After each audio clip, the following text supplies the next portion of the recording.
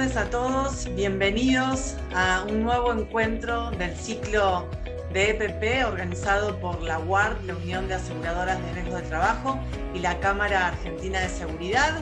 Bueno, como saben, este es nuestro tercer encuentro de los 8 que estamos organizando sobre elementos de protección personal. Este ciclo es el primer ciclo en Argentina nacional, virtual y gratuito de estos encuentros de formación, donde vamos a brindar información técnica, actualizarlos sobre los desarrollos del mercado y darle visibilidad a todo lo que se hace desde la tecnología y la innovación. Antes de arrancar, bueno, les cuento que ya somos más de 250 personas conectadas, así que estamos muy contentos. Vamos a darles la bienvenida con los referentes institucionales. Está conectada representando a la Cámara Argentina de la Seguridad, la señora Laura Coda, gerente de la Cámara, y por parte de la UART, el señor Julián Tapia, también que está a cargo de la parte de servicios de RT. Bienvenida, Laura. Muchas gracias, bienvenidos a todos, muchísimas gracias a todos los que nuevamente nos acompañan. Estamos felices con este ciclo, estamos muy contentos con los comentarios que nos están haciendo llegar. Esta es una edición súper especial de nuestro ciclo, por un lado porque estamos con calzado, que es uno de los rubros con más desarrollo y con más avances tecnológicos de todos nuestros EPP, y por el otro lado porque estamos en vísperas de una nueva edición de Intersec. Ya les vamos a contar durante la pausa activa en el intermedio, pero ya les adelantamos que los vamos a invitar a nuestra feria, en donde van a poder conocer las novedades de calzado y también de todo el resto de los EPP. Muchísimas gracias a todos por acompañarnos. Gracias, Julián Tapia, y gracias a toda la Unión Argentina de Aseguradoras de Riesgos de Trabajo por brindarnos este espacio. Bueno, gracias a ustedes. Buenas tardes a todos. También, como decía Laura, muy contentos con cómo se está desarrollando este ciclo. Teníamos altas expectativas a principio de año y la verdad que se van cumpliendo. Queda mucho, este es el tercero, faltan 5. Y bueno, gracias a la CAS también por confiar en nosotros y sumar, ¿no? Pues la idea de este ciclo es sumar entre instituciones que van para el mismo lado, así que nada, no quiero robarle más tiempo a Gustavo. Les agradezco a todos la presencia y bueno, sigamos adelante con este ciclo que va a ser un hito finalmente cuando termine. Seguro que sí. Muchas gracias, Julián. Gracias, Laura. Bueno, como saben, estamos en un entorno Zoom, lo que nos va a permitir poder interactuar durante todo el encuentro en la sección de preguntas y respuestas. Ahí nos pueden hacer comentarios.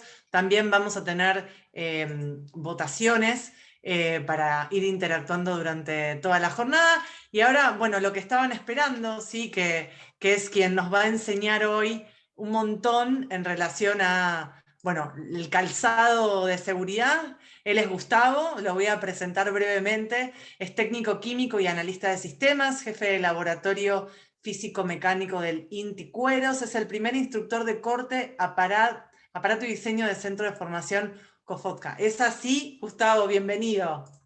Bueno, bienvenido. Le doy las gracias a la UAR y a la Cámara Argentina de Seguridad y a todos aquellos que hoy en día nos están acompañando. Muy agradecido por esta invitación. Y sí, digamos, en mi trayectoria profesional he tenido la suerte de poder estar, digamos, en instituciones que me han permitido formarme. Y bueno, hoy desde mi jefatura técnica en esta empresa, poder, digamos, transmitirles a ustedes todo lo relacionado a la industria del calzado de seguridad como elemento de protección personal. Así que muchas gracias por la invitación. Gracias a vos, Gustavo. Bueno, si te parece, ya podemos arrancar compartiendo tu presentación. No sé si querés que arranquemos. Tenemos varias votaciones, una es introductoria, si arrancamos ahora o si vas arrancando y me vas diciendo y vamos dinamizando la actividad.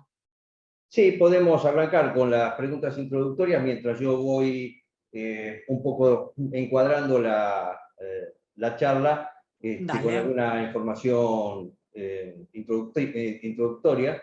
dale, Así que bueno, perfecto. en verdad, digamos, yo quisiera comenzar esta charla un poco posicionándome en aquello que quisiéramos establecer la evolución de lo que fue el calzado de seguridad en el tiempo, donde debiéramos al menos ubicarnos en fines del siglo XVIII, principios del siglo XIX, en la conocida Revolución Industrial, ocurrida ya en Inglaterra, donde se empezó, digamos, a darle importancia, además de todos los nuevos procesos productivos que fueron abriendo paso a las tecnologías y a nuevos conocimientos, la importancia de los recursos humanos, que, digamos, a partir justamente de ese interés, se empezó, digamos, a ver las posibilidades de proteger esos recursos que desde aquellos tiempos empezaron a tomar, digamos, importancia. Hay dos hitos también importantes en esta evolución, que son la Primera y Segunda Guerra Mundial, con los contrastes, lógicamente, que conlleva la guerra, pero que aportaron, más allá del dolor de lo que significaba estos hitos, avances que fueron aplicándose con el tiempo.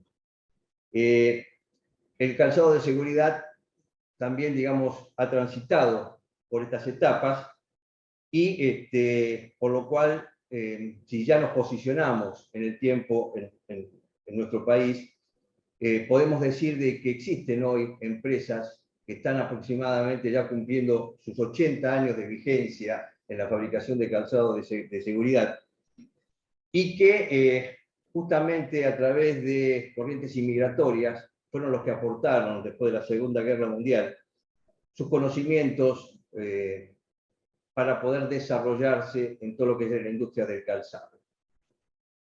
Quiero mencionar también un hecho muy importante en la evolución, donde en el año 1935 se creó el Instituto de Racionalización Argentino de Materiales, hoy conocido como IRAN, donde también, justamente a través del interés de la sociedad empresaria, científica, técnica y política, dieron, digamos, el puntapié inicial a la obtención de herramientas que sirvió para muchos elementos de protección personal y muchas de las cosas que hoy en día son de uso cotidiano.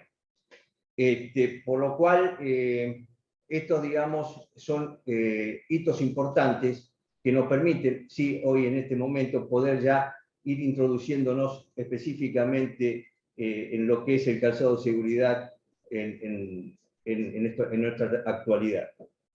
Bueno, ¿te parece que compartamos los resultados? La gente fue votando, ya tenemos un 65% para que antes de arrancar conozcas un poco del otro lado quienes están, cuántos saben. Vamos a compartir resultados. Y bueno, las preguntas, la primera era el alcance, si conocían el alcance de la resolución 896. Bueno, está parejo, el 55% no y el 45% sí.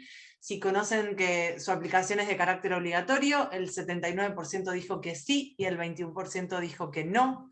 Después, si conocen el alcance de la resolución 299, el 74% dijo que sí y el 26% dijo que no. Y sobre su aplicación, el 89% dijo que sí y el 11% dijo que no. Bueno, digamos, son datos que nos van a ayudar un poco a darle claridad, si bien no, digamos, no vamos a entrar profundamente en estas resoluciones, pero sí nos van a ayudar por ahí a aclarar. Vamos a intentar ayudar a aclarar algunos ítems. Respecto, digamos, a la evolución conceptual de las normas yo quería hacer, digamos, un poco cronológicamente mencionar cómo se fueron estableciendo en el país el uso conceptual de la norma IRAN 3610, que es justamente la herramienta que nos da el puntapié inicial para poder hoy hablar del calzado de seguridad en nuestro país. Si nosotros, bueno, quiero arrancar justamente de un año donde se dio básicamente un vuelco muy importante desde ese punto de vista conceptual. Hasta el año 1986, con todos los aportes que fueron ocurriendo hasta ese año, la norma IRAN sobre calzado de seguridad, digamos, estaba pensada fundamentalmente asociando los riesgos a detalles bastante exigentes respecto de la composición de los materiales alternativos, adaptadas a las tecnologías e insumos existentes en el país y pensado fundamentalmente, digamos, para un mercado estrictamente nacional. Como ejemplo, podría decirle de que en aquella época las punteras de acero se especificaban hasta con la composición propia del tipo de acero, si era un 6055, con una dureza Rodwell X, etcétera, etcétera. Y este era un poco el concepto que se le aplicaba a el control y definición de los propios componentes del calzado. En el año 1995 se genera, digamos, ya un cambio muy importante, donde ya el concepto de globalización estaba presente en nuestro mercado y donde se planteó la necesidad de poder tener una mirada que nos proyecte al mundo para todo lo que era justamente el calzado de seguridad, con las expectativas de poder exportar. Es de ahí donde surgió la necesidad de definirnos qué tipo de norma íbamos a tratar de adoptar, si eran aquellas inclinadas a un mercado americano o a un mercado europeo. En aquel entonces se decidió por las normas europeas, en aquel momento había un draft sobre todos los requisitos, y se terminó justamente trabajando e implementando la norma de origen europeo. Aquí, digamos, ocurren algunos hechos interesantes desde el punto de vista conceptual, donde los requisitos asociados a los riesgos ya tenían un cierto grado de independencia de los materiales constitutivos. Esto le daba básicamente flexibilidad a la incorporación de nuevas tecnologías e insumos. ¿Por qué? Porque, digamos, básicamente los requisitos que se establecían en cada uno de los componentes, si bien en algunos sí tenía, digamos, claramente el material que lo componía, pero en algunos dejaban abierta la posibilidad a la incorporación de materiales alternativos que cumplan con esos requisitos. Entonces, de esa manera, digamos, se le dio un impulso a todo el aspecto normativo y al desarrollo con mayor flexibilidad y mayor apertura a toda la evolución y a todos los conocimientos que procedían de afuera. Entre ellos, justamente, la posibilidad de importar insumos de tecnologías que aquí no se realizaban e incorporarlas automáticamente a los calzados sin tener que modificar la norma. Digamos que entonces, desde aquel año, 1995, a la fecha, seguimos teniendo, digamos, la misma filosofía y la misma norma con ese contenido conceptual. Tal es así de que se sucedieron algunas actualizaciones, como en el año 2007, 2012 y por último 2015, que es la norma hoy vigente con algunas modificaciones que se van incorporando año a año.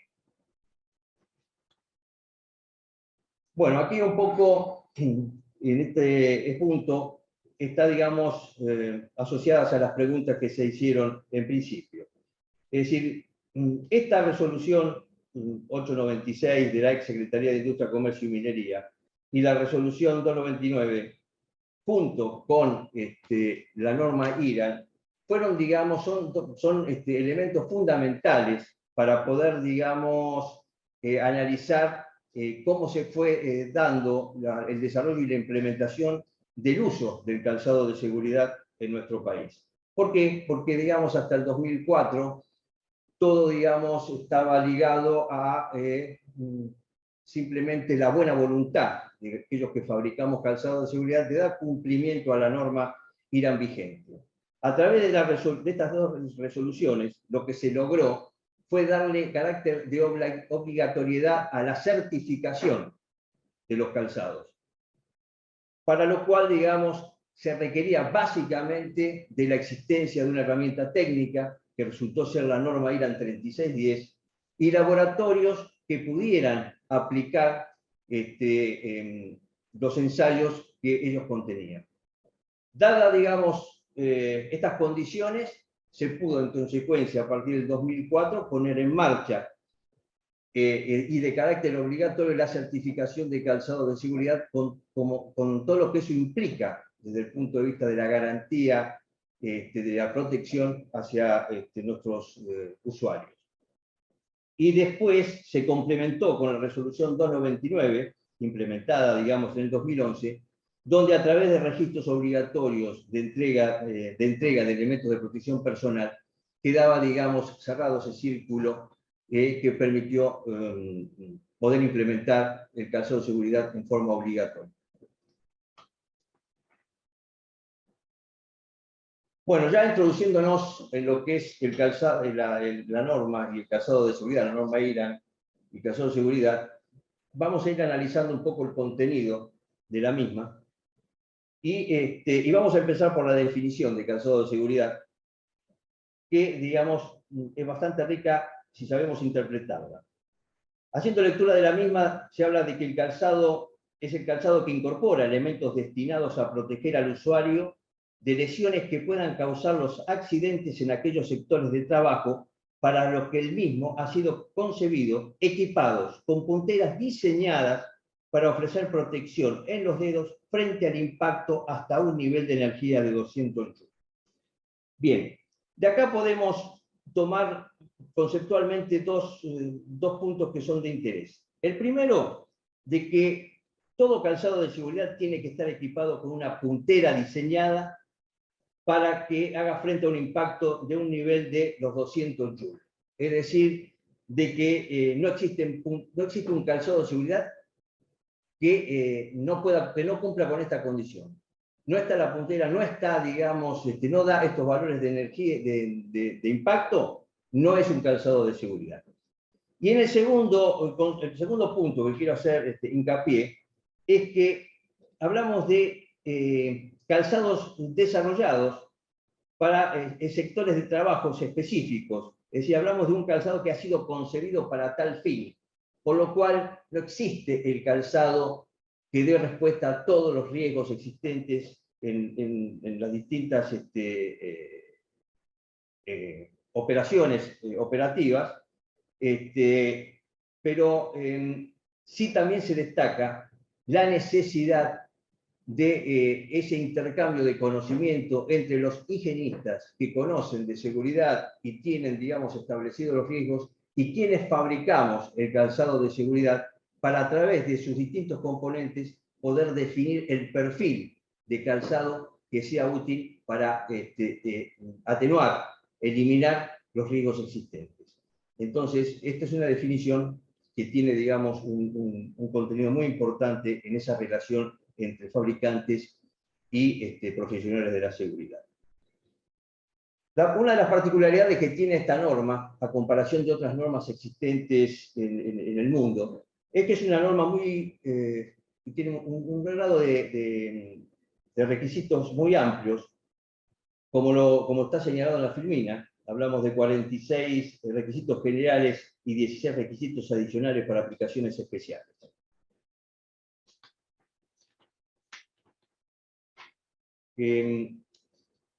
Yo quisiera lanzar, digamos, si es posible, la segunda etapa de preguntas relacionadas justamente con la norma IRAN 3610.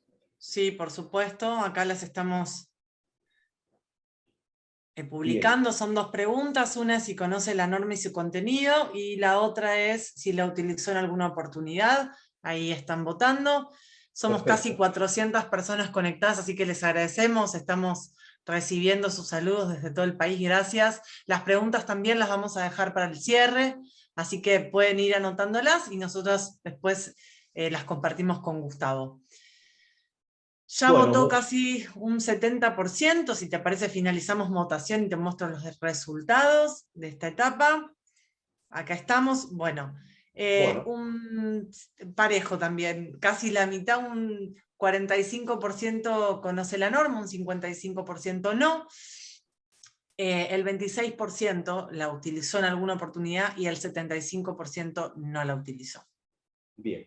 Bueno, espero entonces que este aporte sirva un poco para dar la información o el puntapié inicial para su mayor conocimiento y utilización.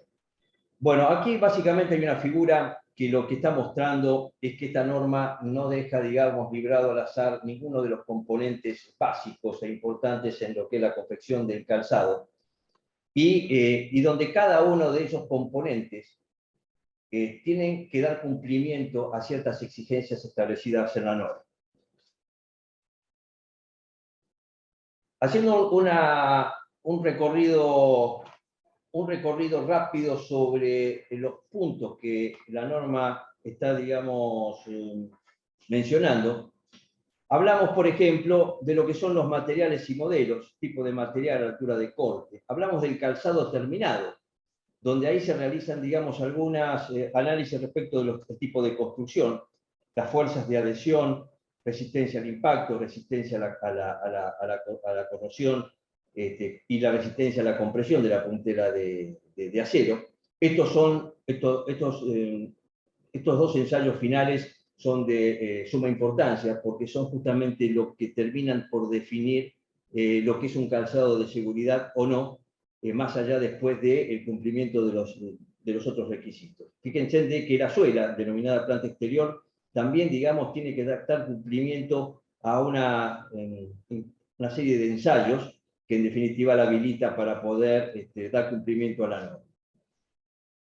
Caña capellada, donde aparecen, además de espesores, algunas propiedades relacionadas con aspectos estructurales, otras relacionadas justamente con el confort, como es la permeabilidad al vapor de agua, donde habla de la respirabilidad del producto, otras que hablan de la protección del usuario para, digamos, evitar formaciones de dermatitis y demás, por el tema del contenido de cromo 6, la forrería, el fuelle, la lingüeta, que son todos componentes, y fíjense en que cada uno de ellos tienen requisitos que deben cumplir, lo cual lo hace una norma muy amplia, muy estricta y exigente para quienes tenemos que estar fabricando y seleccionando todos estos insumos, plantillas de confort y demás. Bien.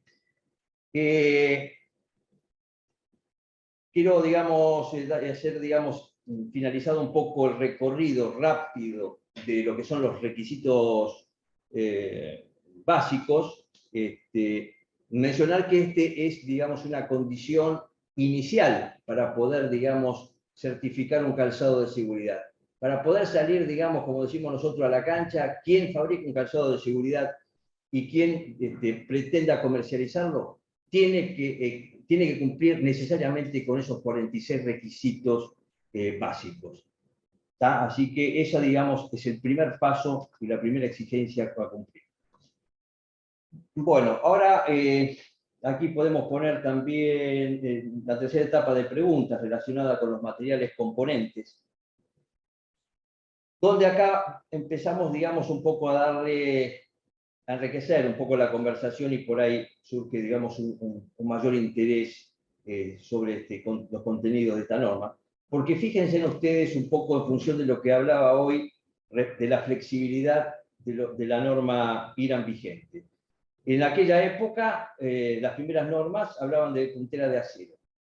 Hoy en día hablan de una puntera de protección, una puntera de seguridad, con requisitos específicos para cualquier tipo de material que quiera, digamos, conformar una puntera. Y es así como han aparecido, además del acero, en estos últimos años, el aluminio, el composite, que es una composición de plásticos de alto impacto, y la fibra de vidrio como alternativas para la confección de un calzado de seguridad, donde cada una de ellas aporta características y propiedades que son afines a la actividad muchas veces que la que se debe ocupar de proteger el calzado de seguridad.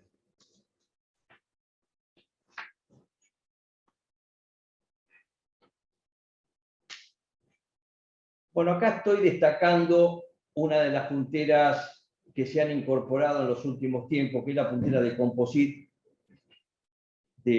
compuesta de plásticos de alto impacto, un poco por las particularidades que ha podido, digamos, otorgar estas punteras al calzado de seguridad. Algunas de las propiedades hablan justamente de que es una puntera magnética en relación a las punteras de aluminio o de acero.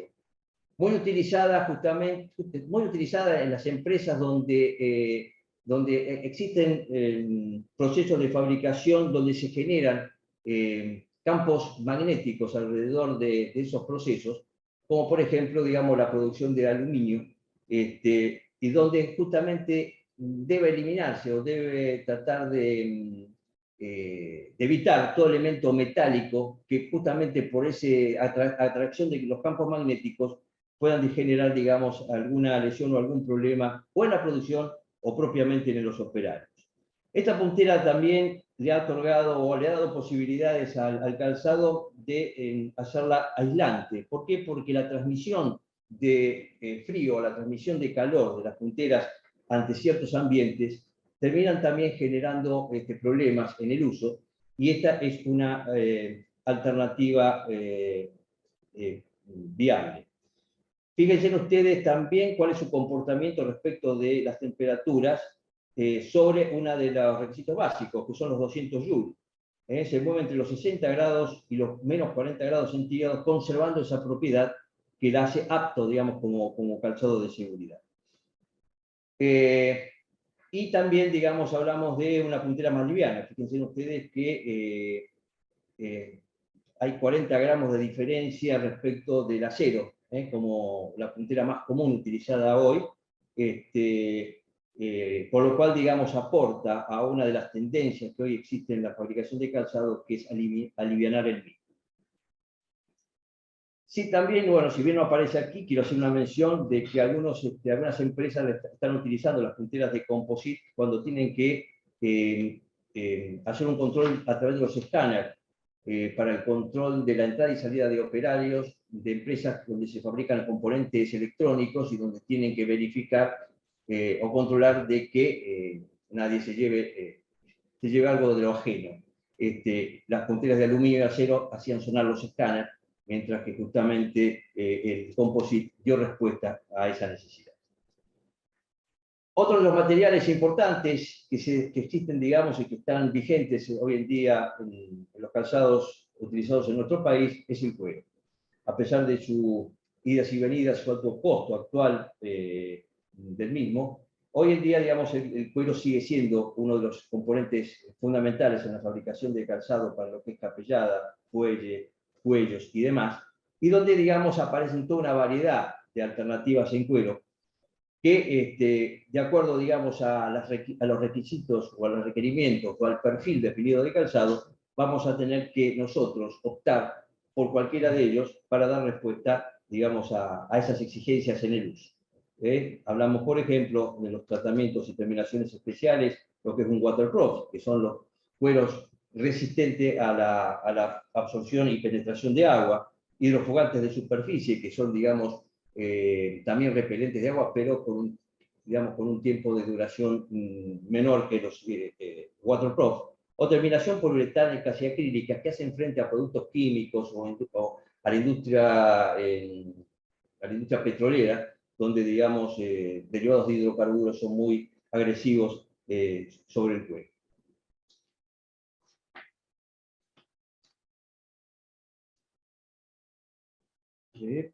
Bien.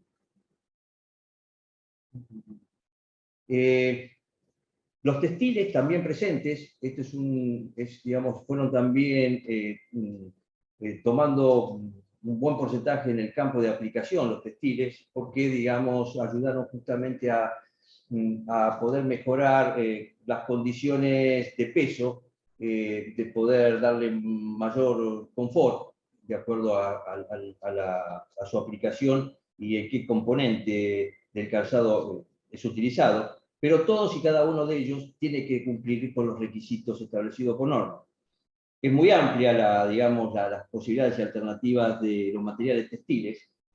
Simplemente voy a destacar propiedades físico-químicas para que uno pueda tener presente, digamos, a la hora de elegir textiles, que tiene que dar a veces respuesta a estas exigencias. Alta resistencia, resistencia al corte, por ejemplo, la impermeabilidad para que no absorba líquidos que están en el medio laboral, ignífugos ante la presencia de fuego, aislante térmico ante las temperaturas extremas, o condiciones antiestáticas para dar, digamos, respuestas a las descargas eléctricas acumuladas por el cuerpo, que también, digamos, que pueden alterar procesos de fabricación. Plantillas varias y para distintas utilidades, plantillas antiperforantes de acero y textiles, plantillas de confort, plantillas especiales, aislantes, antiestáticas. Aquí voy a hacer mención a una digamos, de las plantillas más utilizadas en el medio, que actualmente hay una demanda bastante marcada, y está relacionada con las plantillas antiperforantes. Antiguamente, y digamos, a pesar del término, hasta no hace mucho tiempo, en verdad, el acero era, digamos, el material que se incorporaba a las plantillas, al calzado, para dar respuesta justamente a elementos cortantes o elementos punzonantes en el uso de en distintos medios de fabricación. Fundamentalmente la industria del vidrio, por ejemplo, o la industria de la construcción, donde tienen que trabajar en el desmonte, digamos, construcciones viejas, etcétera, etcétera, donde, digamos, la presencia de clavos y elementos cortantes son muy comunes. La industria también siderúrgica es otra de las empresas que también este tipo de materiales se están utilizando.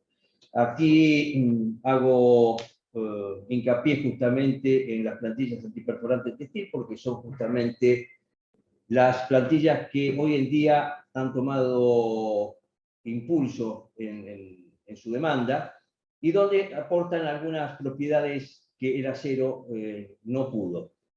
En principio son más livianas, hay 15 gramos de diferencia por plantilla, mayor aislación térmica, es decir, de que la transmisión de calor o de frío también son frenadas por estas plantillas, y un elemento muy importante es que estas plantillas, por su forma de aplicación en el calzado, tienen una superficie de protección del 100% de todo lo que era superficie de apoyo respecto de lo que era el acero, donde estaban en el orden del 85% de superficie de protección. Bien. Seguimos con materiales componentes. La planta exterior o suela, digamos, hoy en día el mercado está inclinado por todo lo que sean calzados con suelas en poliuretano y sus variantes, como son los poliuretanos termoplásticos o el TPU, que son polímeros que han aportado, digamos, mejorando algunas propiedades del calzado durante su uso.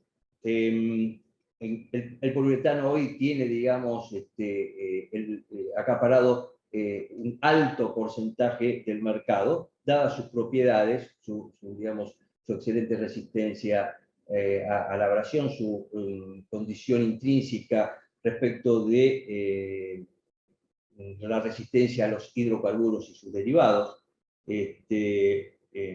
muy buen comportamiento a bajas temperaturas, pero ha ido, digamos, superando en el tiempo a lo que fue en su momento el PVC, donde tenía que estar formulado con cauchos si tenía que hacer frente a hidrocarburos o no, y a lo que es el caucho sintético vulcanizado, de procesos costosos, y donde también, digamos, requerían de formulaciones específicas dependiendo del uso al que estuviese, digamos, aplicado. La presencia entonces de suelas de poliuretano han podido, digamos, desarrollar tecnologías combinadas, como son el poliuretano y el caucho, para dar respuesta a ciertas exigencias.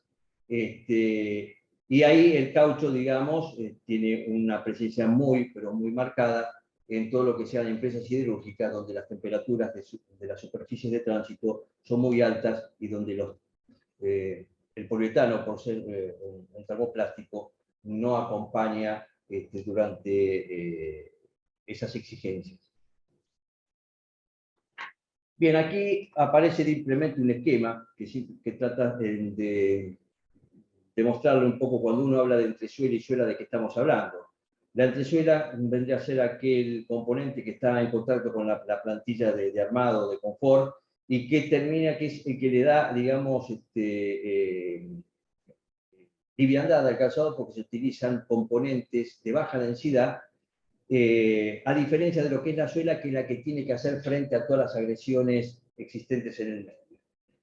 Así que cuando uno habla de bidensidad, de calzado bidensidad, sepan de que estamos justamente hablando de esto, de componentes de suela y entresuela, de un mismo material o diferente material combinado, donde, digamos, esas densidades y características propias del material dan respuesta a las condiciones de uso.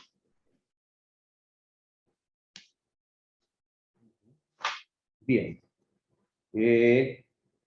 Aquí este esquema de planta exterior lo que trata un poco de poner en relieve algunos aspectos que hacen justamente al desarrollo, teniendo en cuenta exigencias en el uso y condiciones normativas. El diseño antideslizante es una particularidad que hoy en día también es un requisito que está muy exigido, muy solicitado en el medio, en términos de certificación de producto, por lo cual uno cuando hace el desarrollo de una suela para calzado de seguridad debe tener presente el cumplimiento de esos requisitos de normas relacionados con un requisito de resistencia al deslizamiento. Los dibujos autolimpiantes que están relacionados con la capacidad de desprender los barros que pueda ir, digamos, acumulando el calzado en ciertos campos de aplicación. Trabas de escaleras, que pueden estar o no, pero que sí están relacionadas con las trabas para trabajar, digamos, en altura, a la hora de trabajar por encima en escaleras donde los peldaños son tubulares y se requiere, digamos, de una traba que acompañe, digamos, el calzado para tener una mayor estabilidad, al igual que el taco de 90 grados. Estas son algunas, digamos, condiciones que no todos los calzados o que no todos diseño lo va a tener, porque depende a qué tipo de segmento el desarrollo apunte. El job absorber está relacionado justamente con la capacidad de absorción de energía en la zona de talón, que en definitiva ayuda, digamos, a hacer el calzado más confortable durante el uso o sobre todo operaciones donde el cuerpo tiene que sentirse amortiguado de alguna forma ante los esfuerzos. Bien, ahora vamos a entrar en lo que son los requisitos adicionales, por lo cual también tenemos preparada ahí una cuarta etapa de preguntas que vamos a desarrollar durante el curso de esta charla. Así que si esa cuarta etapa de preguntas se quieren exponer, bienvenido. Bueno, nosotros hablamos hoy, cuando hicimos la definición de calzado de seguridad, hablamos de 46 requisitos básicos y después de lo que son los requisitos adicionales. Estos son requisitos que no son de carácter obligatorio a la hora de la certificación, pero que indudablemente tienen su peso porque cuando lo empecemos a desarrollar, ustedes van a ver de que están pensados para dar respuesta a condiciones muy específicas de trabajo. Vamos a empezar desarrollando, dentro de estos requisitos adicionales y sobre el calzado ya terminado, lo que se conoce como calzado con planta exterior dieléctrica, calzado antiestático o calzado conductivo. Aquí, digamos, son tres características bien diferenciales. El calzado con rigidez dieléctrica de la planta exterior está hablando de una suela aislante que es utilizada para donde existe el riesgo de choque eléctrico y su utilización está, digamos, aceptada para voltajes del orden de los 1000 volts, donde por encima de ese voltaje ya se requiere, además del calzado de seguridad, hacer uso de otros elementos adicionales, como pueden ser pértigas, alfombras, guantes dieléctricos, que le den mayor seguridad al operario.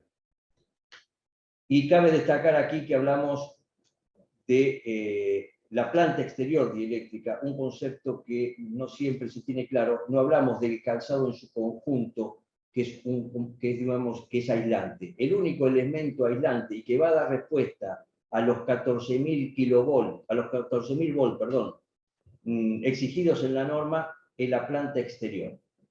¿Correcto? Eso es importante tenerlo presente porque en ciertas condiciones el calzado deja de ser dieléctrico porque el único elemento aislante es la suela. Otro de los calzados que está, digamos, también presente en nuestra industria es el calzado antiestático. Y los calzados antiestáticos lo que requieren es de la capacidad de descargar las cargas acumuladas para no generar lo que uno denomina diferencias de potencial y termine generando chispas que puedan causar riesgos de incendio, de explosiones en ciertas condiciones o en ciertos ambientes de trabajo. Creo que todos hemos experimentado la patada que nos da el auto cuando uno baja del mismo, cuando uno se quiere subir, cuando toca, digamos, la manija para poder abrir el mismo. Eso está hablando justamente de cargas estáticas acumuladas que terminan justamente, cuando tocamos un elemento metálico, generando esa diferencia de potencial y generando esa patada que va acompañada de una chispa que no siempre se ve. Ese tipo de efectos pueden generar en ambientes donde hay alto grado de inflamabilidad, explosiones, incendios, y donde se están trabajando con elementos electrónicos de alta sensibilidad, las cargas estáticas acumuladas pueden, digamos, modificar esos componentes, por lo cual, digamos, se requiere tener, digamos, bien en claro esa capacidad antiestática del producto a la hora de seleccionarlo para las operaciones requeridas. Por último, el calzado conductivo, que es un calzado pensado justamente con una baja resistencia. Aquí, digamos, prácticamente atraviesa, digamos, las cargas eléctricas atraviesan todo el cuerpo y el calzado descargándose a través de los mismos. ¿Por qué? Porque el calzado está confeccionado con elementos que no dan resistencia al pasaje de la corriente. Esto, digamos, también tienen, digamos, un uso en lo que son las actividades trabajando en alta tensión o también, digamos, en las fábricas de explosivos, donde se requiere, digamos, minimizar al máximo las cargas estáticas en el cuerpo.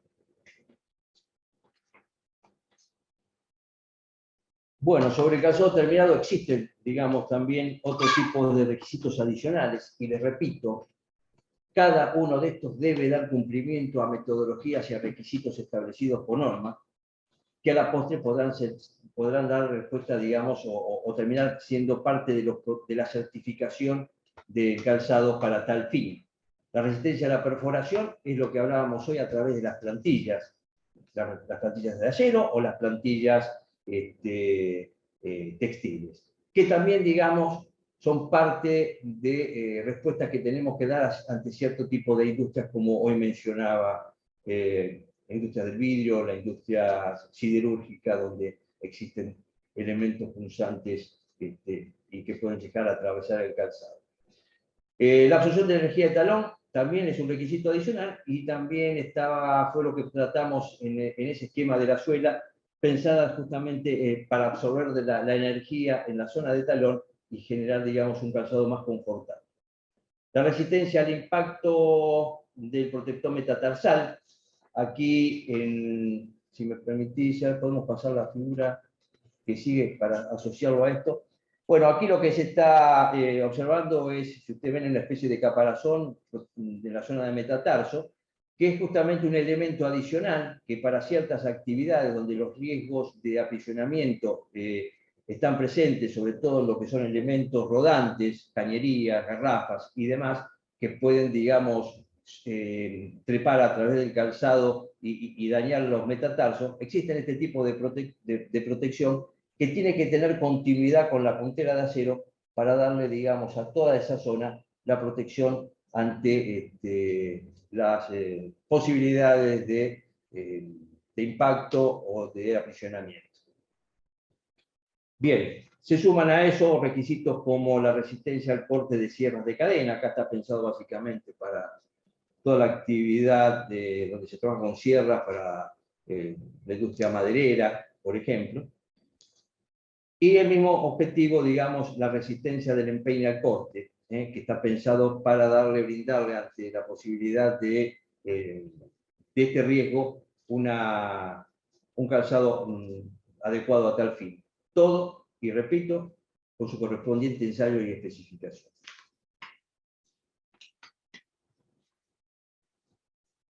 Bueno. Gustavo, un comentario porque teníamos las votaciones aprovechando y disparamos la de los materiales componentes, te compartimos el resultado. Bien. Bueno, un 79% tenía conocimiento de las diferentes punteras utilizados en los calzados, un 21% no. Bueno, un 70% respondió que las plantillas son resistentes y, digamos, reemplazaron a las plantillas de acero, y un 69% dijo que no conocía esta información y los beneficios que se obtenían. ¿Sí? Eso por un lado. Y después por otro lado tenemos las preguntas de los requisitos adicionales, ¿te acordás? ¿Querés que las compartamos ahora o después? Bueno, sí, porque ya estamos finalizando. Dale. Bueno, son 3 preguntas que si quieren nos van respondiendo ahora. La idea es que nos cuenten, bueno, por un lado, esto, de lo que viene hablando ya Gustavo, si el calzado, el uso de los calzados con planta exterior, bueno, está recomendado para qué, ¿no? Ustedes dirán. Después, si conoce qué tipo de actividad industrial se utilizan, para qué tipo, si conocen para qué tipo de actividad industrial se utilizan los calzados antiestáticos, y si tiene conocimiento de qué tipo de planta exterior es apropiada para las superficies de tránsito con altas temperaturas. Así que esas son las preguntas, ya está votando la audiencia, somos casi 450 personas conectadas, así que estamos muy contentos que estén del otro lado, les agradecemos un montón. Mientras, nada, ya casi un 50% votó. Si te parece, esperamos un poquito más y compartimos resultados ya de esta votación también. Bueno, perfecto. Yo voy a acelerar un poquito, así le damos paso al primer intervalo con lo que son los requisitos adicionales. De ese punto de vista, bueno, quería sumar alguno más. Esperamos a ver. Ya votó un 65%, ¿te parece que compartimos resultados ahora o esperamos? Dale, vamos. Dale, compartimos resultados.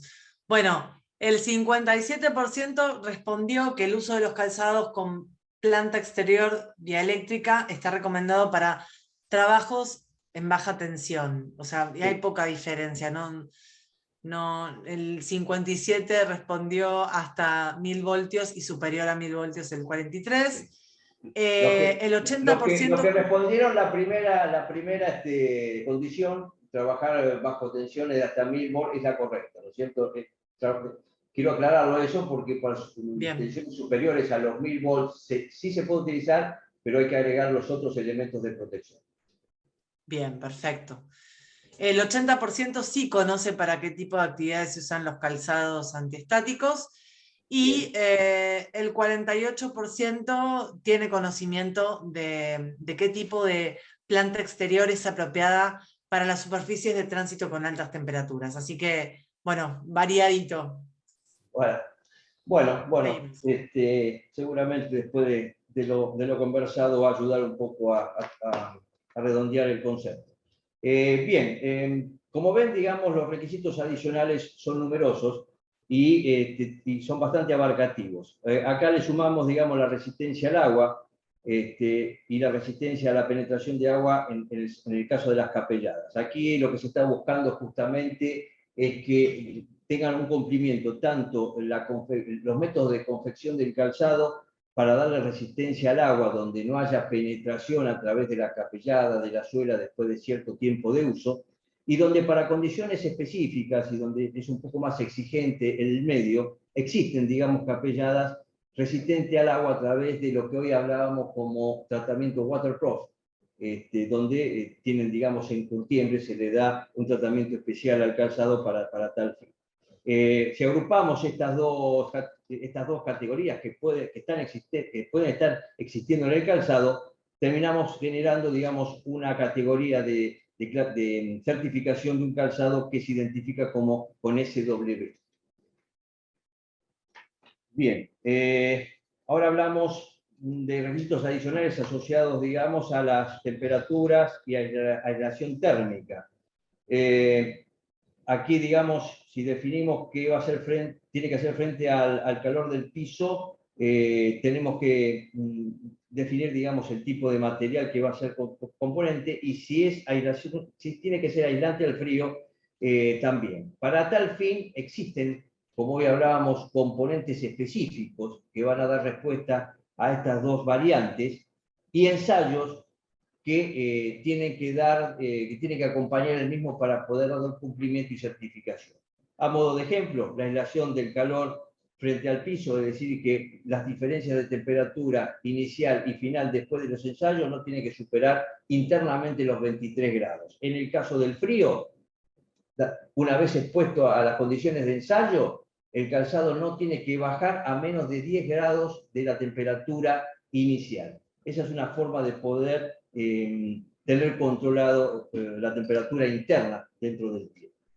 Y acá tenemos, digamos, la planta exterior resistente al calor por contacto, que un poco da respuesta a la pregunta que se hizo en el cuestionario, si conocen justamente qué tipo de suela tiene que utilizarse para superficies de tránsito con alta temperatura, y existe, digamos, un ensayo, que es el de resistencia al calor por contacto, donde después de exponerlo a temperaturas del orden de 150 grados, no tiene que no tiene que haber deformaciones ni ningún tipo de deterioro de la suela, que en algunos casos está asociado, por ejemplo, a las actividades siderúrgicas, donde la presencia de altos hornos genera pisos de altas temperaturas. Si sumamos, digamos, estas características adicionales, podemos tener la sumatoria de todo lo que mencionamos para dar respuesta a lo que es una categoría ST, que es la sumatoria, un calzado que sume todas estas condiciones y se certifique como tal. Y bueno, y por último, los últimos requisitos adicionales que se pueden certificar están relacionados justamente con uno de los ensayos que últimamente son demandados en términos de certificación, que es la resistencia al deslizamiento. Hoy contamos, por suerte, con una metodología de ensayo incorporada a la norma, cosa que hasta hace un par de años no lo teníamos, y que hoy nos permite evaluar justamente un coeficiente de deslizamiento en ciertas condiciones de ensayo que trata de alinearse con condiciones de uso. Hablamos de baldosas cerámicas con detergente, que es el laurilsulfato sódico, o la resistencia al deslizamiento sobre acero con glicerina, donde ahí nos imaginamos plataformas metálicas, por ejemplo, industria petrolera, donde la presencia de hidrocarburos y demás generan superficies de altas probabilidades de deslizamiento. La sumatoria también de estas dos condiciones terminan definiendo un calzado con la denominación SRC, quiere decir que cumple ambas condiciones de ensayo. Bueno, sé que es bastante tedioso esto, porque es mucha información, pero creo que vale la pena poder mencionarlas y recalcar que justamente que los requisitos adicionales son certificaciones que no son obligatorias y que quedan, digamos, al criterio de cada empresa y su participación en el mercado y sus también posibilidades de dar respuestas a las exigencias del mercado. Así que, bueno, propongo, digamos, a modo de ejemplo, pasar algunos ensayos cortitos que simplemente van a ayudarnos a esquematizar cómo se hace un ensayo de deslizamiento o un impacto o una compresión de punteras. Si parece, lo ponemos en pantalla. Sí, por supuesto, ya lo estamos compartiendo. Vos por ahí podés ir contando, ahí ya se está viendo. Bien, hablábamos del deslizamiento y en este video lo que estamos viendo es cómo se prepara la superficie donde va a apoyarse el calzado. En este caso es una placa de acero donde se ha colocado glicerina, y cómo, digamos, lo que hace el equipamiento es generar una presión sobre la planta para generar el deslizamiento. Y bueno, ahí ya pasamos a otro ensayo, corrió muy rápido, pero bueno, la idea es justamente generar el deslizamiento sobre la superficie y evaluar lo que se llama coeficiente de deslizamiento. Aquí lo que estamos viendo es un ensayo de compresión de la puntera, donde lo que uno está buscando, generando a través de esa condición, es ver que la puntera no baje por compresión internamente más de lo que indica la norma, para no poner en riesgo los dedos de los pies.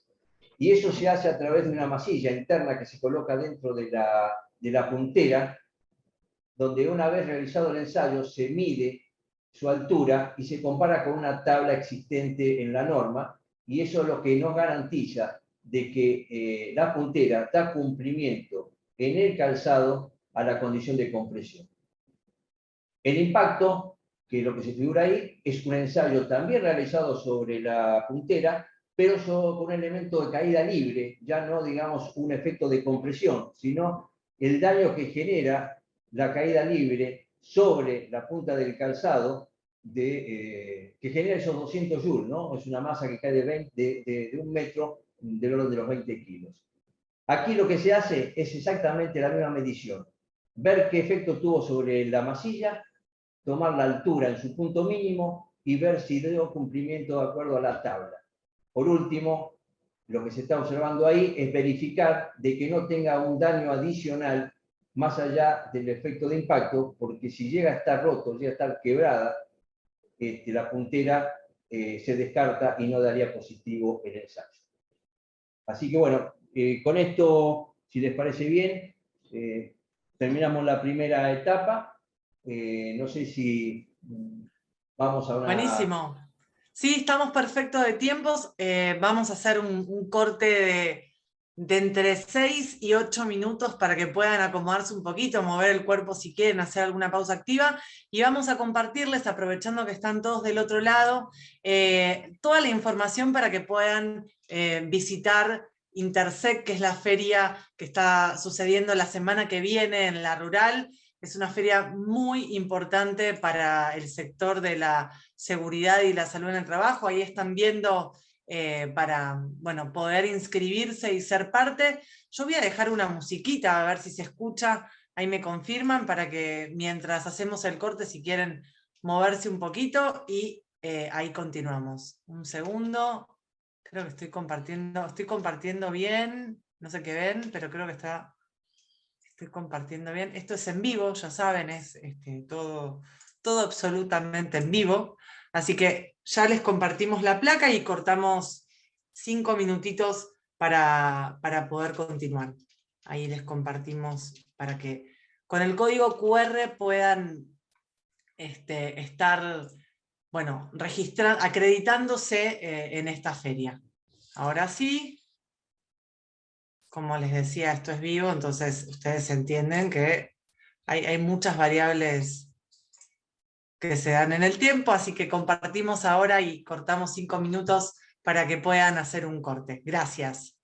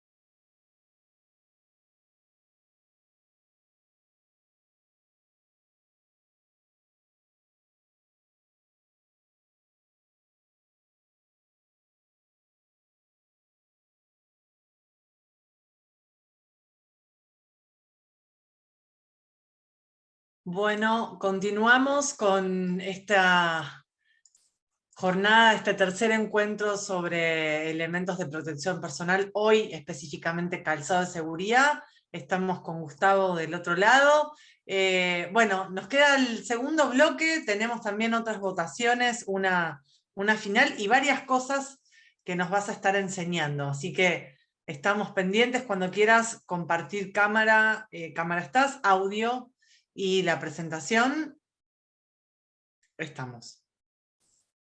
Bueno, antes de retomar la segunda etapa, que es un poquito más corta, surgieron algunas preguntas que me llegaron ahora en este intervalo, que me gustaría responderlas, aprovechando de que tenemos fresco lo que venimos hablando recién. Una de las preguntas que me hicieron fue si las punteras de acero modifican la condición dieléctrica establecida por la norma para lo que es calzado con planta exterior dieléctrica. La respuesta es no. Digamos, cualquier elemento metálico incorporado desde la suela hacia arriba, como es la puntera de seguridad, un cambrillón, los ojaldillos metálicos, no modifican la condición establecida por norma, que son los 14 kilovolts. Así que, desde ese punto de vista, la puntera de acero no tiene, digamos, incidencia sobre el resultado final de esta condición específica. La otra pregunta es la diferencia entre un calzado dieléctrico y calzado antiestático. Bien, justamente el calzado dieléctrico es aquel que aísla, digamos, al operario del suelo, en consecuencia, todo lo que sea carga eléctrica acumulada en el cuerpo está, digamos, aislada, no se puede descargar, por eso, digamos, una de las funciones de la planta exterior dieléctrica ante un choque eléctrico accidental, cuando uno toca, digamos, algún equipo que está, digamos, con corriente, es sentir el choque eléctrico y ser, digamos, en todas formas despedido y no quedar pegado. ¿Por qué? Porque justamente esa aislación genera justamente ese efecto de generar el menor daño posible y evitar de que en baja tensión el operario quede pegado.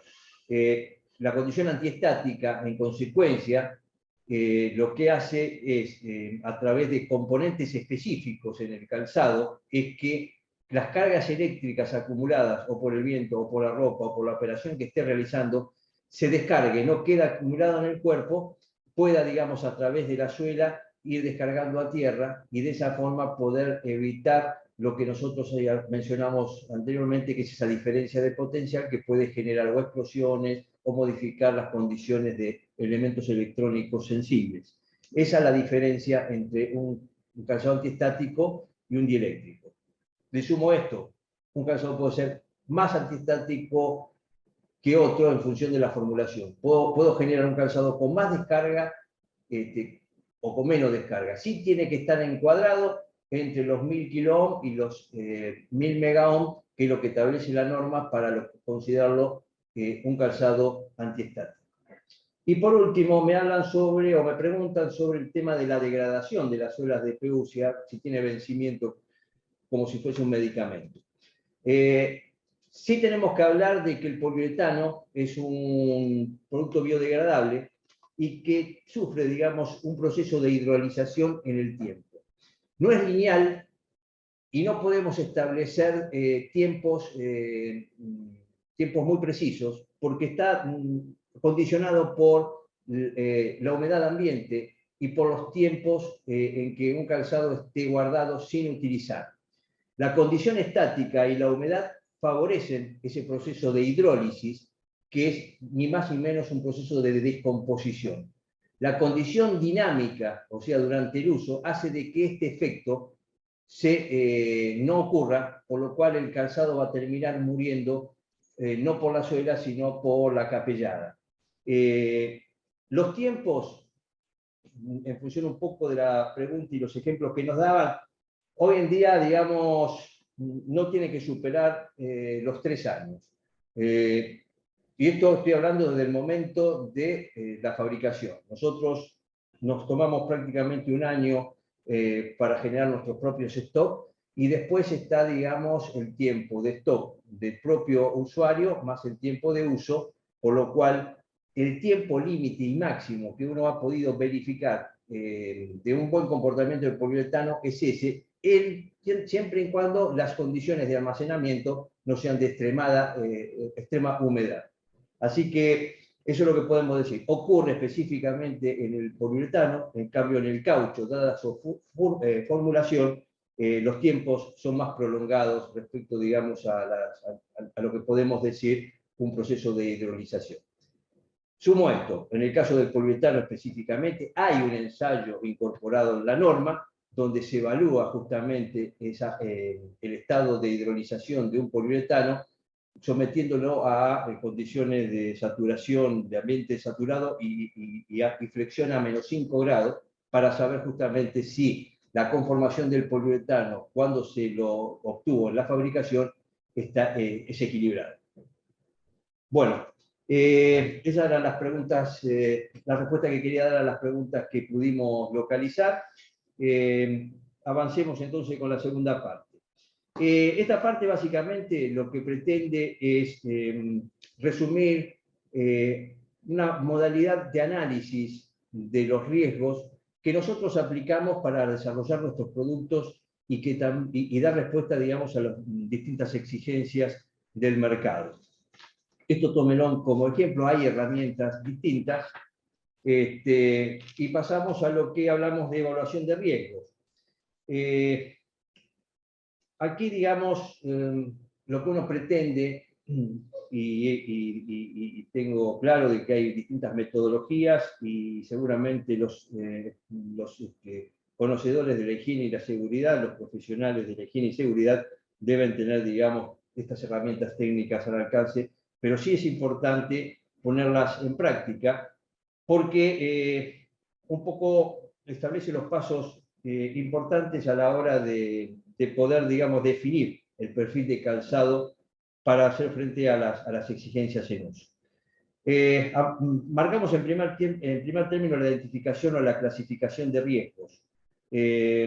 Nosotros, a ver si podemos pasar una o dos minas. Bien, cuando hablamos de clasificación de riesgos, aquí nosotros lo hemos agrupado, seguramente debe haber alguno más en mecánico, eléctrico, ergonómico, ambiental y químico. Ese es el primer paso para lo que nosotros llamamos la identificación o clasificación de riesgos. Y después, volviendo, digamos, a la anterior, lo que es la valoración de los riesgos. Aquí hay distintas herramientas. Esta, digamos, se denomina ANFE, esta herramienta de determinación de riesgos, que da paso justamente a la elaboración de una matriz de riesgo, y donde podemos determinar, en función de cada una de las operaciones que se realizan en los distintos puntos de un proceso productivo, cuáles son las probabilidades de ocurrencia de tal o cual accidente o la presencia de ciertos riesgos, la determinación de la severidad y la determinación de la escala de detectabilidad que tiene, digamos, ese riesgo. Eso nos permite a nosotros, es una herramienta, como bien decía, que se puede sumar a un diagrama de causa-efecto o a una guía Pinkbox, que se llama, que está, digamos, pretendiendo eso, justamente de establecer una guía, una metodología para poder determinar los riesgos en función de esas clasificaciones, que va a dar curso o va a dar como resultado una matriz de riesgo que va a permitir seleccionar el calzado con los componentes adecuados para minimizar los mismos. Y por último, lógicamente, hacer el seguimiento de la eficiencia de las decisiones tomadas para ver si justamente el calzado dio con el perfil adecuado para minimizar los riesgos en operaciones productivas. Repito que esto es simplemente un ejemplo y hay distintas herramientas. Lo importante aquí es poder establecer una metodología de evaluación de riesgo que a nosotros, como fabricantes de calzado, a la hora de interactuar con el profesional de la higiene y seguridad, es de suma importancia, porque de esa manera podemos tener una mejor orientación y tener éxito en el elemento de protección seleccionado. Bien, hay algunas consideraciones respecto de esa selección del calzado de seguridad, que está relacionado en ver si utilizo un zapato, si opto por un botín, un borseguí, una bota. Aquí lo que se está poniendo un poco cuáles son los riesgos que va a terminar subsanando o minimizando estas 4 alternativas de modelos de calzado, como por ejemplo, digamos, en el caso del zapato, que es el que menos alternativas presenta, porque sí cumple con lo básico, impacto con presión. Pero si vemos el botín, ya se suman lo que son impactos laterales. ¿Por qué? Porque normalmente hoy los calzados tienen los denominados los protectores laterales mayolares, que son las espumas acolchadas en la zona de los tobillos. Ahora vemos el borseguí, que además de sumarle impacto, compresión, impactos laterales, también podemos, digamos, ver el tema de las temperaturas. Cuando hablamos de ambiental, generar, digamos, un borseguí con materiales para bajas temperaturas. Sí tiene que trabajar en zonas escarpadas, con superficies muy irregulares. Este es un modelo adecuado para evitar el esguince, cosa que está, digamos, no existe en el caso del zapato, por no tener, digamos, contenido el tobillo como corresponde, y donde, digamos, si bien lo tiene contenido el botín, no tiene la misma rigidez la caña para poder soportar un esguince más severo. Picaduras, arañas, víboras, por ejemplo, los que son trabajos en ambientes abiertos, en campos o bosques. Y por último, la bota, que suma, digamos, todos los requisitos que mencionamos anteriormente, y donde, digamos, sí tiene una mejor presencia por no tener zonas acordonadas, fuelles y demás en lo que son filtraciones. Esta, digamos, es uno de los aspectos que hay que definir en ese análisis de riesgo, y por eso queríamos mencionarlo, porque estos 4 modelos están presentes en la norma, y en algún momento hay que definir cuál de ellos mismos tenemos que elegir. La clasificación de riesgo es la que vimos recién, y lo que pretendemos ahora, en las próximas filminas, es un poco remarcar cómo asociamos esos riesgos que están ahí con los componentes y con los requisitos certificados. Pasemos, por ejemplo, a lo que son riesgos mecánicos. Como ustedes ven ahí, nosotros, digamos, hemos agrupado esos riesgos como, por ejemplo, compresión, impacto, caída, resbalamiento, funcionamiento, cortes, y cuáles son los componentes existentes en el calzado que van a terminar dando respuesta a esos riesgos existentes.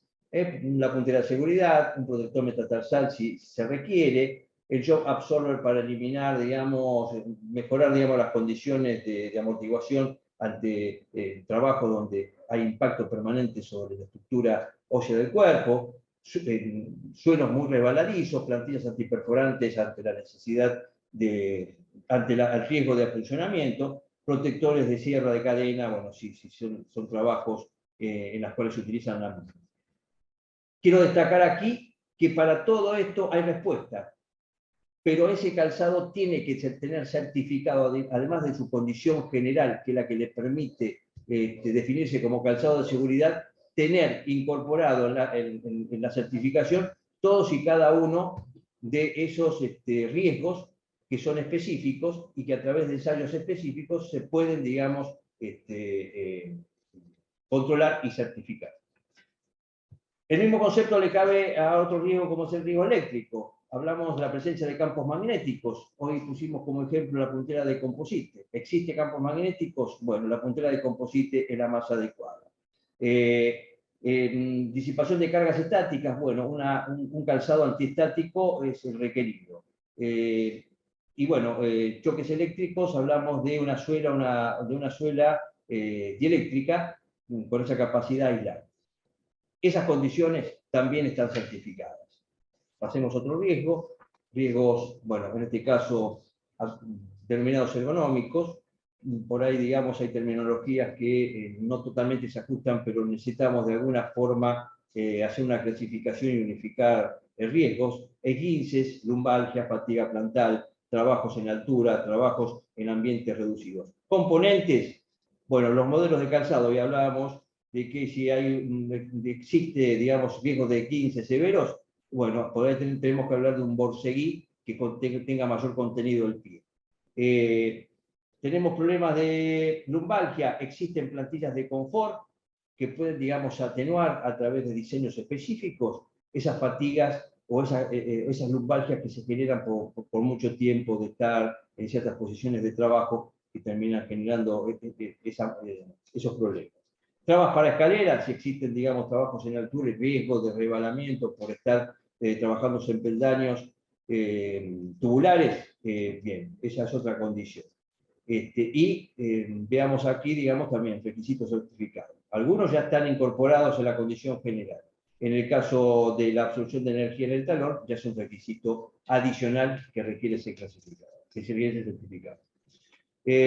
Bien, otro riesgo son los riesgos ambientales. Aquí hablamos climáticos, térmicos, resbalamientos en general, y hablamos de componentes, forros, cueros impermeables, plantillas aislantes, forros para bajas temperaturas, suelas en bidensidad PU-goma en el caso de que existan, digamos, condiciones de piso a altas temperaturas, y diseño de planta exterior que permitan, digamos, tener una buena un buen agarre, un buen grip ante los riesgos de deslizamiento.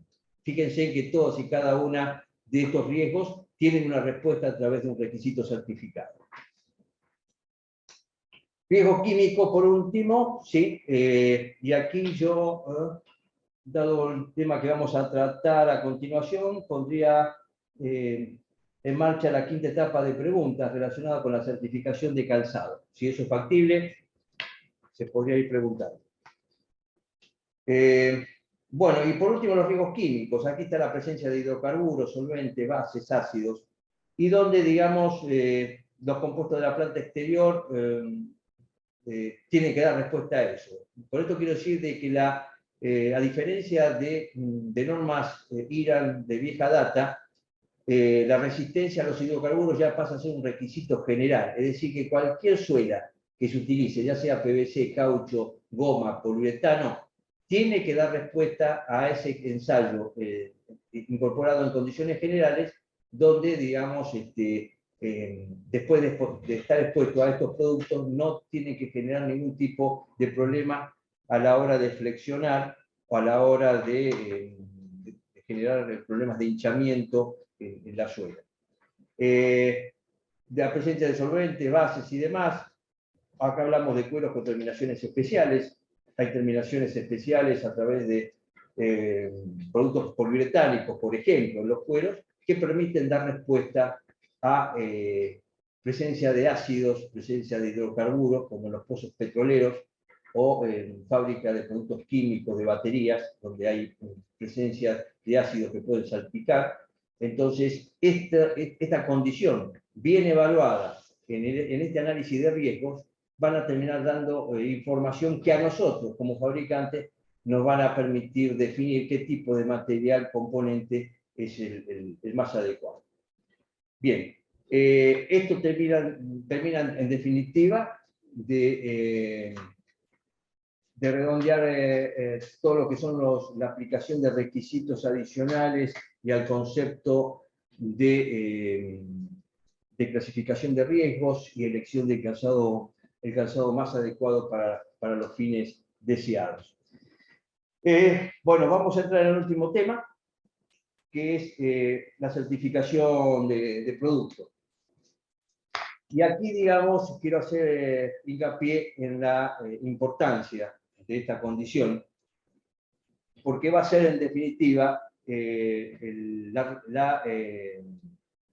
resultado final de un calzado bien confeccionado y que dé respuesta, digamos, a las condiciones establecidas por el propio usuario. Gustavo, ¿te parece que arranquemos con las preguntitas, así conocemos un poco del otro lado? Sí, por favor. Buenísimo. Dale Ahí nomás. tenemos 3 preguntas para hacerles en relación a este tema de certificación del calzado. Correcto. Bueno, la primera que tiene que ver con si tienen conocimientos de los requisitos adicionales de que esto no son obligatorios y quedan a criterio del fabricante, si conocen la simbología de los requisitos que figuran en los certificados y si tienen en claro la importancia y los beneficios de solicitarle a su proveedor la licencia de sus productos certificados. Correcto. Estamos ya casi 400 personas conectadas respondiendo. Bien, podemos avanzar mientras tenemos la respuesta. Sí, claro, avanza. Yo lo que estaba queriendo de dar, digamos, la envergadura a la certificación de los distintos que se pueden otorgar, lo pueden otorgar los distintos entes certificadores, porque en definitiva es el documento que necesita, digamos, el higienista como un respaldo a la elección de un producto que va a estar resguardando la seguridad de un operario. De parte nuestra, como fabricante, tenemos la obligación de poder, digamos, dar respuesta y hacer una buena lectura del mercado para poder obtener, con la herramienta que nos da la norma IRAN vigente, un producto afín.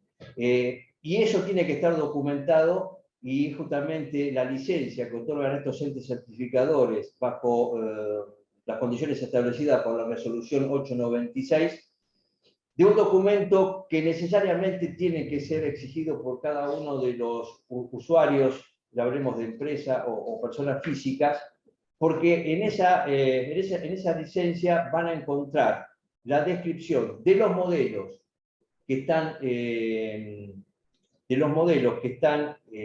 certificados, y por el otro lado, cuáles son las características de certificación. Por eso, en la segunda pregunta, uno hace hincapié si conoce, digamos, la simbología utilizada por IRAN, porque si pasamos, no sé si podremos poner la otra, no sé si podemos eliminar también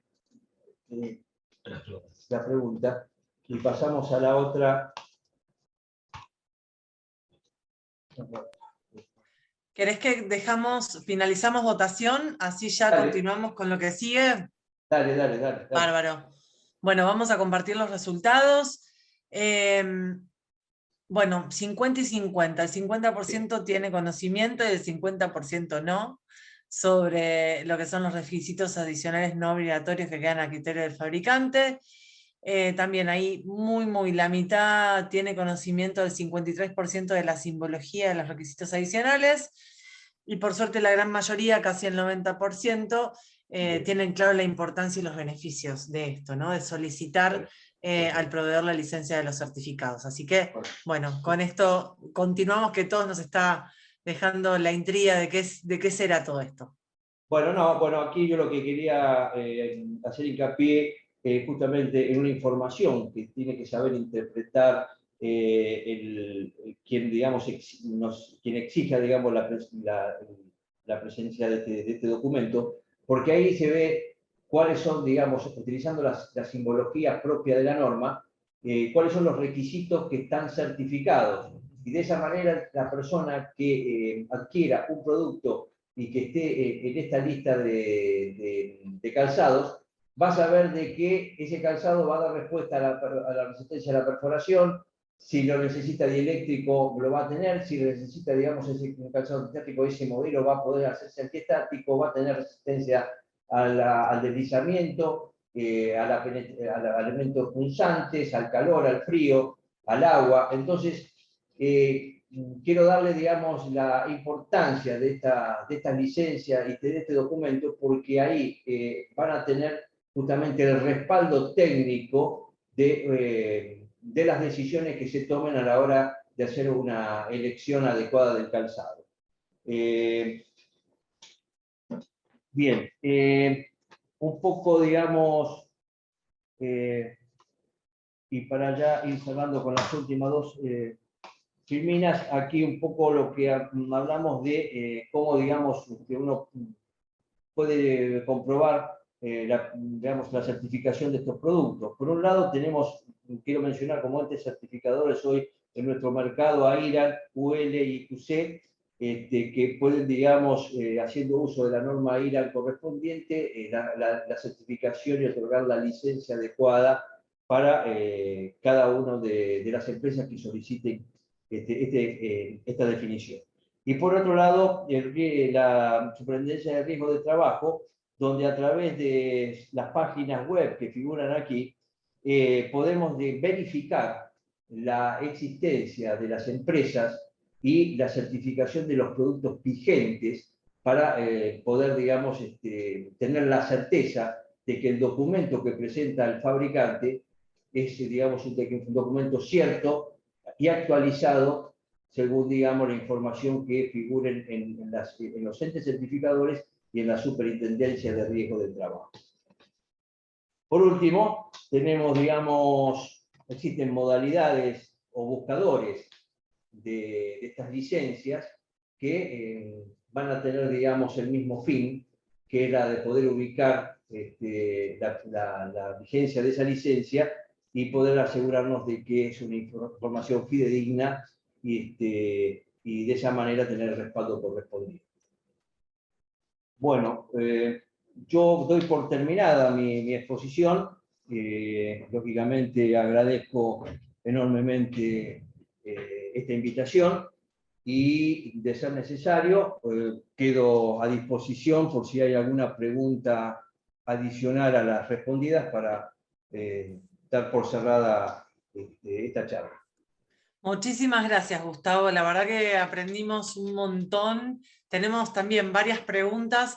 Antes de continuar, voy a aprovechar que están del otro lado para invitarlos al próximo encuentro, ¿sí? Que es el de protección contra caída de alturas. Va a ser el 14 de septiembre, casi un acto fallido. El 14 de septiembre a la misma hora, a las 16, por el mismo canal. Por este se pueden inscribir tanto por la web de la Cámara Argentina de Seguridad como por la web de la UART, así que los esperamos para seguir compartiendo y aprendiendo en estos encuentros sobre elementos de protección personal. Tenemos varias preguntitas, si te parece te las voy a ir haciendo en vivo, bueno, las estuvimos viendo con el equipo también.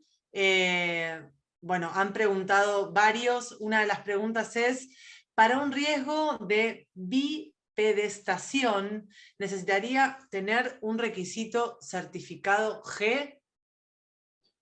Bien, a ver, cuando acá, digamos, para esa condición, lógicamente que hay elementos, la certificación G es básica, ¿correcto? Aquí, dentro de lo que son los requisitos adicionales y que pueden contribuir a mejorar esas condiciones de trabajo, es lo que es la absorción de energía en el talón.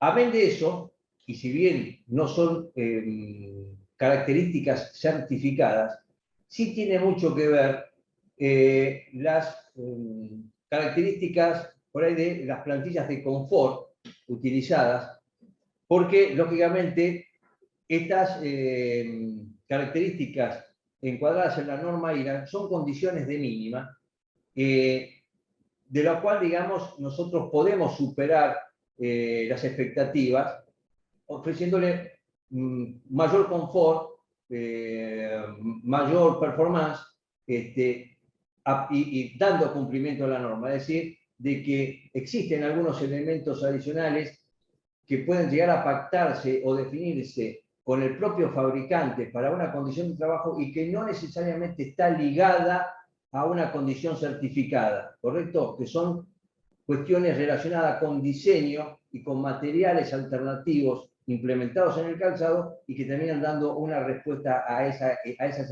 exigencias.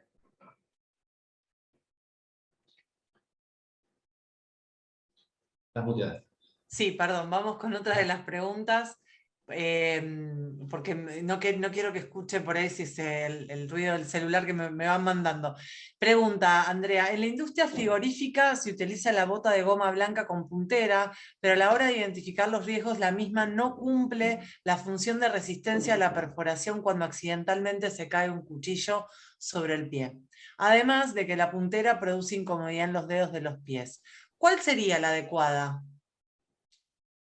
Bueno, acá, digamos, también, nosotros, digamos, el hecho de existir riesgos de elementos cortantes, existen, digamos, protectores en la zona del empeine, que es a través de diseños específicos y de materiales a tal fin.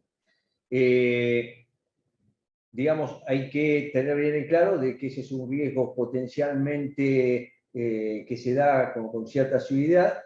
Y por el otro lado, digamos, el hecho de la puntera, ahí la actividad frigorífica, y si trabaja en zonas donde las temperaturas son del orden de 28 grados bajo cero, como me ha tocado en algún momento tener que definir un producto, hay punteras que tienen menor transmisión de temperatura, como son las de composite, pero que ese es un aspecto, además de la forrería, que puede utilizarse, que son especialmente para bajas temperaturas, por lo cual mantienen las condiciones ambientales del pie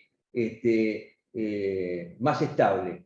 Está, digamos, también en cuestiones que son intangibles, como por ejemplo el tipo de horma o del propio fabricante o el diseño de la puntera utilizada. No es, digamos, si bien está normalizadas los tamaños y las condiciones de mínima, tiene mucho que ver, digamos, con tipos de hormas, amplitud de hormas y de componentes que se utilicen, digamos, en su confección.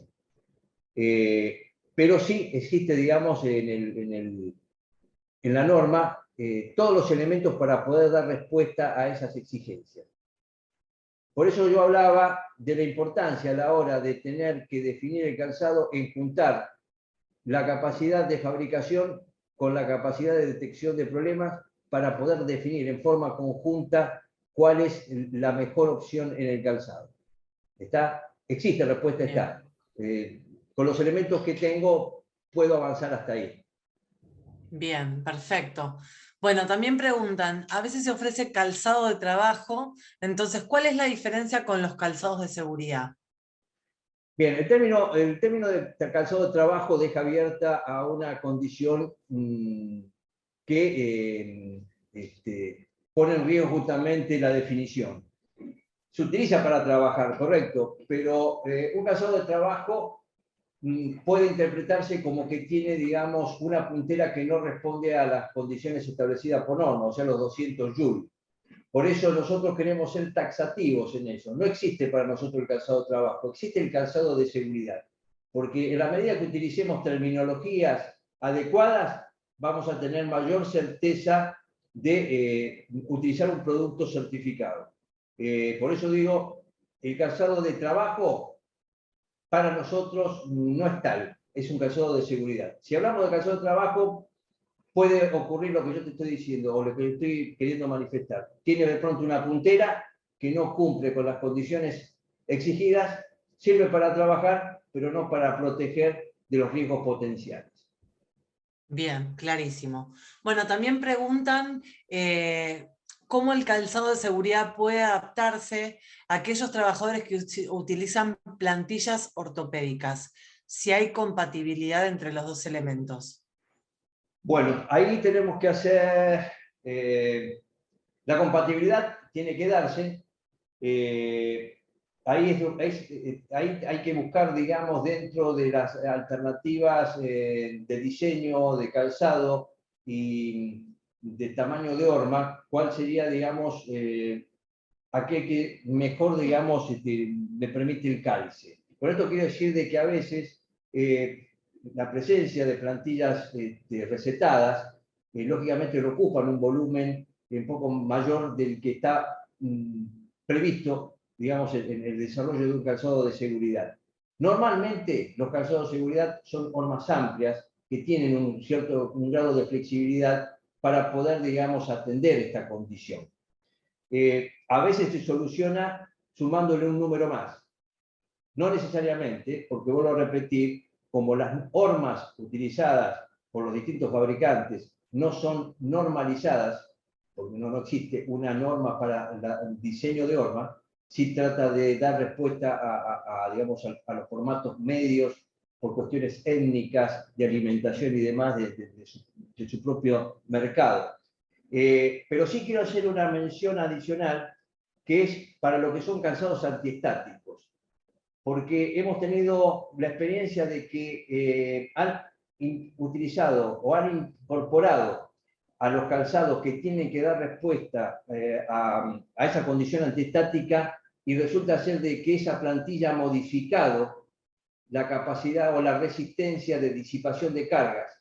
Por lo cual sí quiero dejar señalado ahí que si uno usa un calzado antiestático, la plantilla recetada tiene que cumplir esa condición. ¿Y cómo cumple esa condición? Si permite transmitir o digamos, disipar las cargas estáticas acumuladas.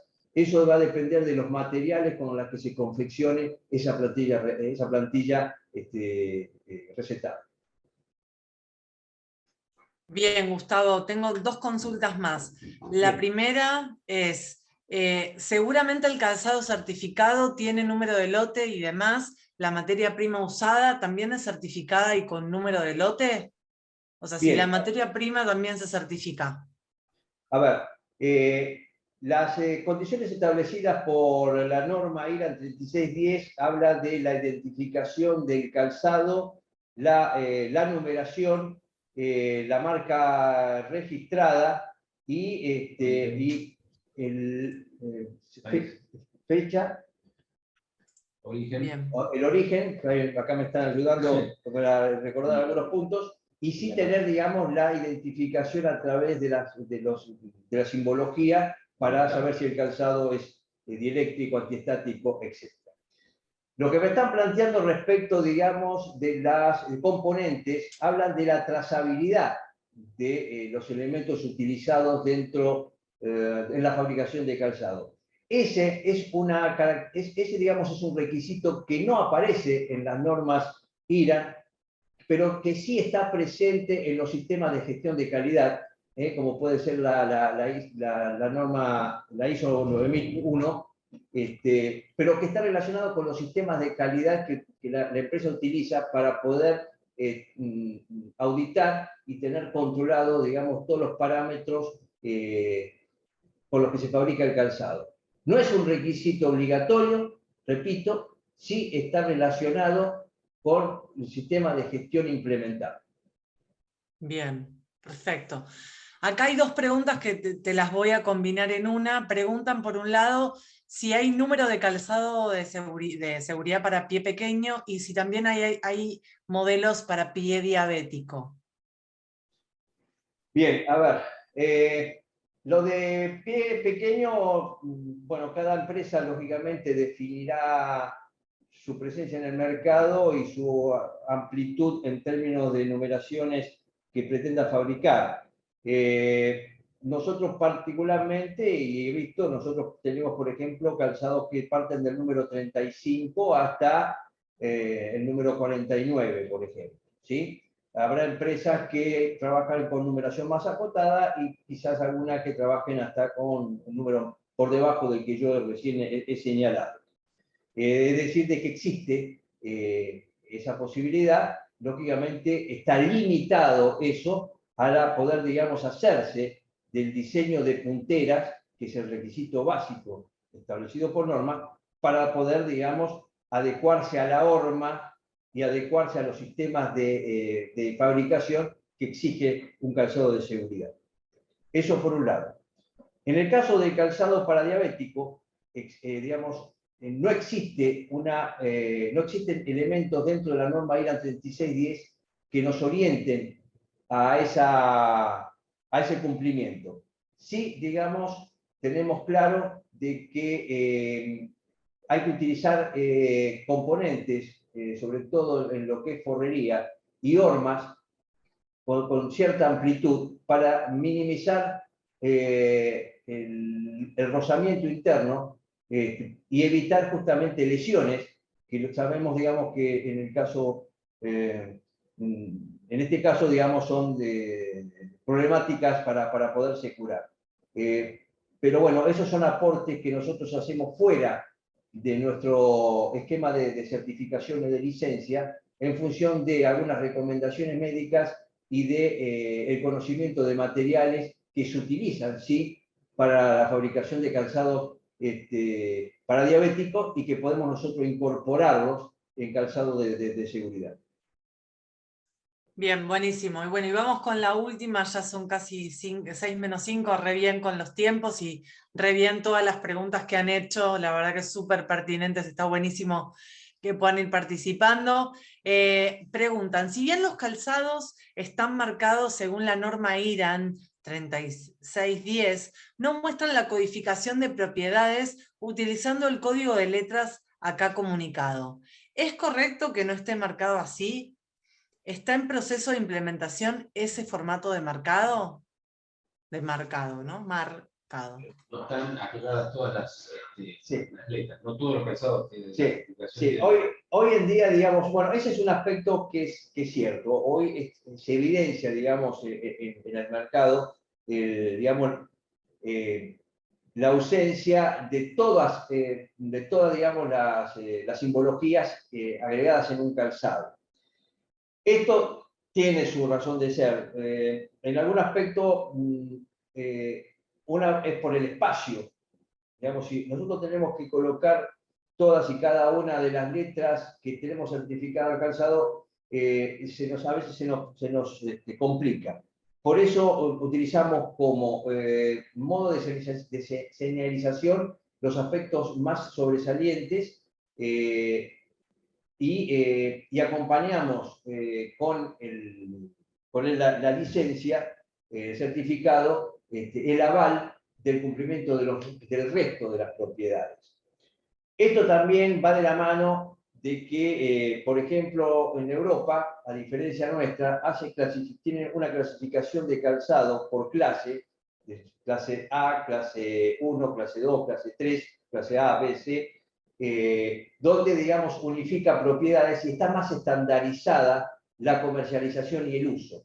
Nosotros, digamos, dadas las características de nuestro mercado y las exigencias de nuestros clientes, tenemos bastante disipadas y bastante variadas esos requisitos que no nos permiten hacer una clasificación con una sola letra que agrupe todas esas condiciones, por lo cual tenemos que dar respuesta a través de la licencia correspondiente, más allá de puntualmente los símbolos que nosotros podamos incorporar en el calzado. Bien, bueno, la verdad que es súper claro, súper interesante. Gracias a todos los que fueron preguntando y haciendo preguntas. No sé si Laura o Julián quieren sumar algo para cerrar. Como siempre, es lindo poder escucharlos y darle cierre a este tercer encuentro. Desde mi lado solamente agradecer, nos quedaron algunas consultas, vamos a intentar responder. Solamente una cosa, alguien me estaba preguntando por el tema de los listados de los EPP certificados. Para nosotros es muy importante el tema, así que les comento, las certificadoras emiten un listado actualizado todos los meses. Por ahí en la web de la Superintendencia hay un retraso de 2 o 3 meses en cargar, pero pueden ir consultando en los buscadores de las páginas de las certificadoras que antes les mencionamos, para asegurarse que la marca y el artículo que ustedes están queriendo comprar esté certificado. Solamente eso. Para nosotros la certificación es no solo obligatoria, sino fundamental, así que a estar muy atentos y buscar el producto que ustedes necesitan. Muchísimas gracias. Gracias a vos. Julián. Gracias, Laura. No, nada, solo agradecerles la participación y esperarlos en el próximo encuentro. Nada más. Buenísimo. Allá nos vemos. Bueno, como les decía, se pueden anotar al próximo encuentro. Muchas gracias a los que estuvieron hoy siendo parte, gracias también a los sponsors que nos vienen acompañando para poder hacer posible estas actividades. El cuarto encuentro es el 14 de septiembre y bueno, como saben, los seguimos esperando para seguir aprendiendo en este ciclo de elementos de protección personal. Gracias a todos los que participaron y bueno, nos estamos viendo pronto. Un abrazo desde acá y muchas gracias. Nos vemos la próxima.